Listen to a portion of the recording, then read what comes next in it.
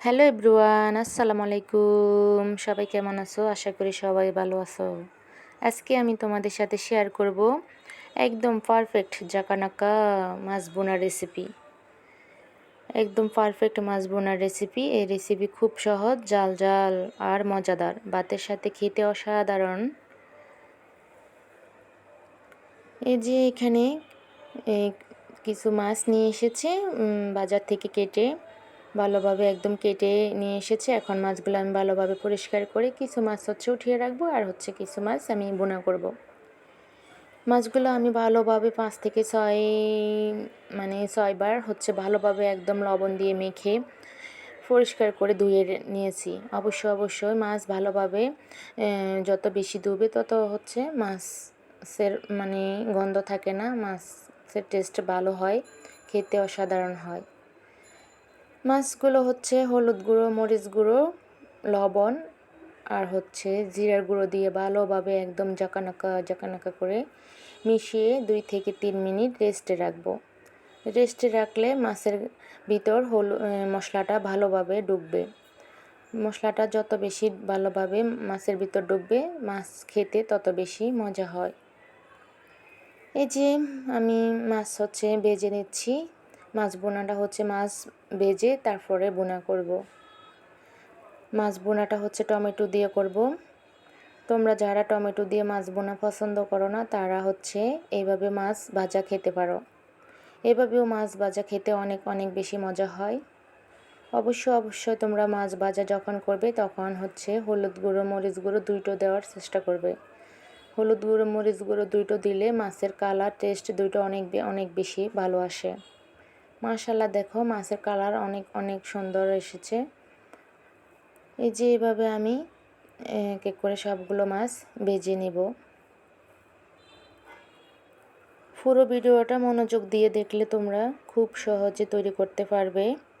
অবশ্যই তোমরা পুরো ভিডিওটা দেখবে। আমি খুব কম সময়ে এবং কি কম মশলায় এই মাছ বোনার রেসিপি শেয়ার করব। এই মাছ বোনার রেসিপি বেশি মশলা দেব না। এভাবে মাছ বোনার তৈরি করলে ছোট বড় সবাই অনেক বেশি পছন্দ করবে।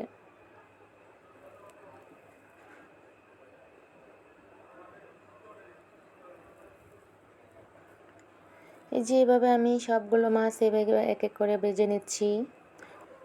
এই যে এভাবে সবগুলো মাছ ভাজা হলে টমেটো দিয়ে হচ্ছে মাছগুলো আমি বোনা করব। দেখতে পাচ্ছ মাশাআল্লাহ, মাছের কালারটা অনেক অনেক বেশি সুন্দর এসেছে। ওই যে হলুদ গুঁড়ো, মরিচ গুঁড়ো দুটো দেওয়ার জন্য হচ্ছে মাছের কালারটা অনেক অনেক সুন্দর এসেছে। অবশ্যই তোমরা চেষ্টা করবে হলুদ গুঁড়ো, মরিচ গুঁড়ো দুটো দেওয়ার। ওকে। এই যে কড়াইতে তেল গরম করে দিয়ে দিচ্ছি পেঁয়াজ। পেঁয়াজ দিয়ে পেঁয়াজ হালকা ভেজে নিব। পেঁয়াজ বেশি ভাজা করব না। বেশি ভাজা করলে মাছ বোনা খেতে ভালো লাগবে না।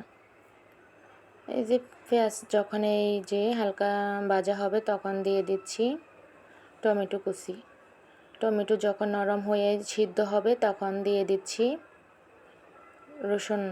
রসুন দিয়ে দিচ্ছি। রসুন দিয়ে হচ্ছে ভালোভাবে মিশিয়ে নিচ্ছি। দিয়ে দিচ্ছি হলুদ গুঁড়ো, দিয়ে দিচ্ছি মরিচ গুঁড়ো।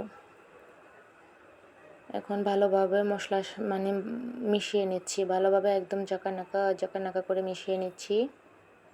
দিয়ে দিচ্ছি স্বাদ মতো লবণ, দিয়ে দিচ্ছি জিরার গুঁড়ো, দিয়ে ভালোভাবে মিশিয়ে এটা হচ্ছে কষিয়ে রান্না করব। যখন কষানো হবে তখন দিয়ে দিচ্ছি গরম পানি। অবশ্যই তোমরা গরম পানি দিবে। গরম পানি দিলে টেস্ট এবং কি কালার দুটো বেশি ভালো আসে। যখন দেখবে যে এভাবে বলক আসবে তখন হচ্ছে দিয়ে দিচ্ছি কাঁচামরিচ দিয়ে দিচ্ছি মাছ। এই যে এখানে আমি এখন দিয়ে দিচ্ছি মাছ দিয়ে ভালোভাবে একদম মশলার সাথে মিশিয়ে নেব, যেন মশলাটা মাছের ভিতর ভালোভাবে ঢুকে। অবশ্যই তোমরা এভাবে রেসিপি বাসায় তৈরি করলে বুঝতে পারবে এটার টেস্ট অনেক অনেক বেশি ভালো হয়। খেতে অনেক বেশি মজা হয়। এই যে দিয়ে দিচ্ছি ঢাকনা দিয়ে এভাবে ডেকে 2 থেকে 3 মিনিট রান্না করব। দেখতে পাচ্ছ মাশাআল্লাহ অনেক অনেক সুন্দর কালার এসেছে, খেতে কিন্তু অসাধারণ হয়েছে। এভাবে আমি একদম মানে বোনা বোনা করে নিব।